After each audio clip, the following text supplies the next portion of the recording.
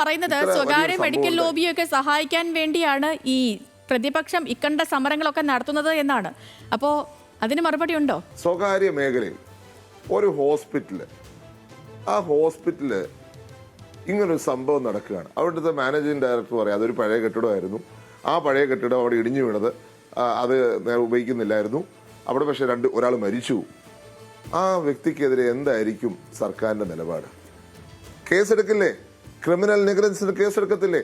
അപ്പോൾ സ്വകാര്യ മേഖലയ്ക്കുള്ള അതേ മാനദണ്ഡം തന്നെ ഇവിടെ അപ്ലൈ ചെയ്യണം. അതേ ഞങ്ങൾ പറയുന്നുള്ളൂ. ഇവിടെ ആ സർക്കാർ ആ അന്വേഷണം നടത്തേണ്ടത് പേരിന് ഒരു അന്വേഷണം നടത്തിയാൽ മാത്രം മതിയോ? സ്വകാര്യ മേഖലയ്ക്ക് ഒരു നിയമവും സർക്കാർ മേഖലയ്ക്ക് ഒരു നിയമമാണോ? അല്ലല്ലോ.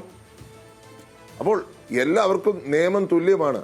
അത് നിയമത്തിന് മേളിലാണ് തങ്ങളെന്ന് ചിന്തിക്കുന്നത് കൊണ്ടാണ് ഇന്ന് ഈ നിലപാടുമായി സർക്കാർ മുന്നോട്ട് വരുന്നത്. അത് അംഗീകരിക്കുന്ന പ്രശ്നമില്ല.